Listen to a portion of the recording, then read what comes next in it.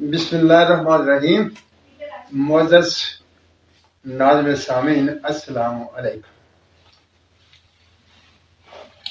आज मैं आपके सामने एक नुस्खा बयान करने लगा हूं, जिससे आप पर ये बात वाज़ेह हो जाएगी कि इन देसी अद्वियात में कितनी ताकत है और ये किस हद तक काम कर सकती हैं। लेकिन एक बात और भी है, ये एक ऐसी बात मैं आपके सामने रखने लगा हूं कि जिससे आपको ये पता चल जाएगा कि अंग्रेजी अद्वियात की कुव्वत, देसी अद्वियात की कुव्वत कितनी कितनी होती है।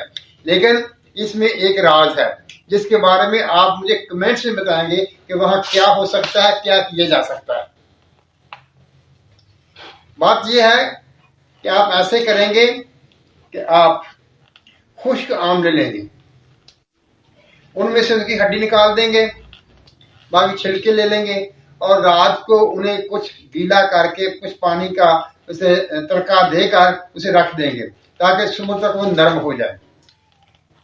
सुबह आप उठेंगे, उनको अच्छी तरह से कूटेंगे, उनका मलीदा बना लेंगे।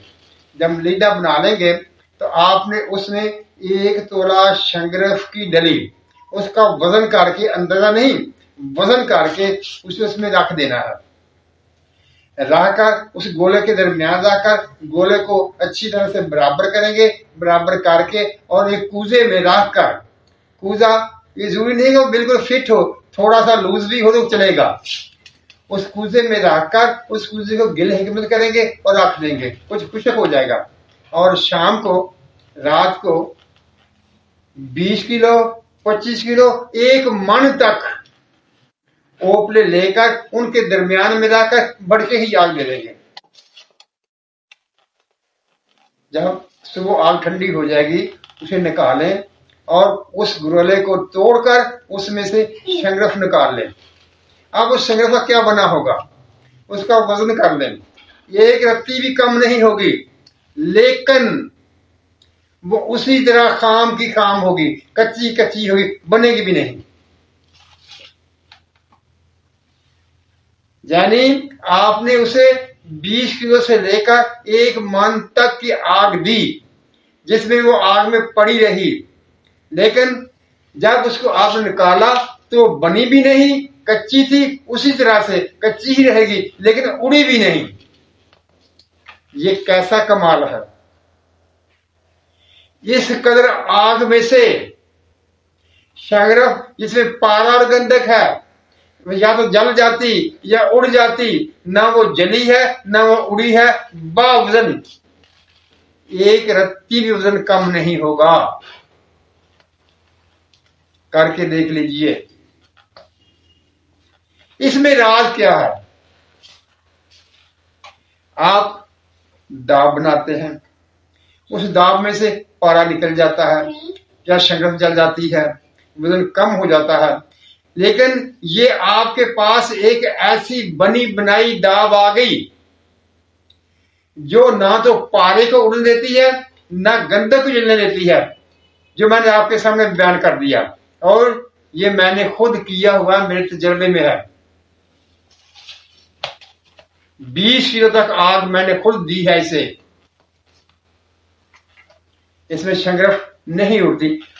हाँ, मैंने तो शंगरफ पर तजर्बा किया था, लेकिन मैं ये समझता हूं कि अगर इसमें कोई भी उपदार, सम्मेलफार, पारा, बरकिया, रस कपूर, दार्जिलिंग, कोई भी धात आप इसमें रखेंगे और उसे आग देंगे, वो उड़ेगा नहीं।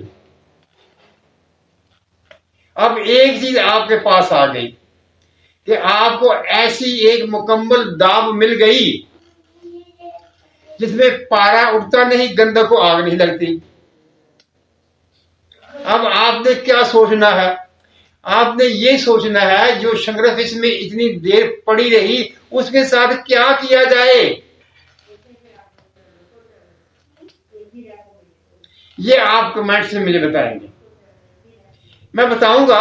अगली वीडियो में आपके सामने रख दूंगा कि इसको क्या किया जाएगा, कैसे करेंगे, क्या होगा। लेकिन फिलहाल ये वीडियो मैं यहीं पर छोड़ता हूं। आपके सामने बात आ गई, आपने जो है आंवला खुश्क लेना है, उसमें से उसकी जो हड्डियां होती हैं, जो उसकी अंदर की सख्त गिरा सी होती है, वो निकाल देंगे, उसका वो बीज निकाल देंगे, बाहर का गुद्दा लेंगे आप उसमें। वो जो बाहर वाला उसका नरम हिस्सा होगा, उसको रात को पानी में भिगो देंगे, थोड़ा सा पानी डालेंगे, इतना पानी डालेंगे बस वो जज़ब करके नरम हो जाए, इससे ज्यादा पानी नहीं डालना। सुबह उसको कूटेंगे, कूट कर नरम सा गुदा बना लेंगे और उसमें वजन करके तोल कर अपने पास लेकर संग्रह उसमें रख देंगे और उसको अच्छी तरह से बंद करके लोला बनाकर एक कुज्जी में डालकर उसको गिल हिकमत करेंगे और आग दे देंगे। आपकी मर्जी है, आग 20 किलो की दें, 1 मन की दें। और जब उसमें से निकालेंगे, उसको वजन कर लें, 1 रत्ती वजन कम नहीं होगा, लेकिन संग्रह भी नहीं बनेगी। ये मैं नहीं कह रहा कि संग्रह से कायम हो जाएगी, संग्रह भी नहीं बनेगी, वैसी ही होगी जैसी आपने रखी होगी, वैसी ही उसमें से निकलेगी, उससे जरा कच्ची होगी, वो कायम नहीं होगी। लिहाजा अब आप मुझे कमेंट्स में बताएंगे।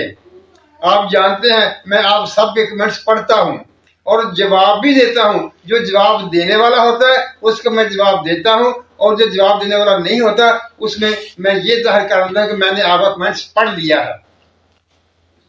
मुअज़्ज़ज़ नाज़रीन सामीन, अल्लाह ताला हम सब पर अपनी रहमत की बारिश करे, हमें सच बोलने, सच सुनने और सच पर कायम रहने की तौफीक अता फरमाए। आमीन। अल्लाह हाफिज।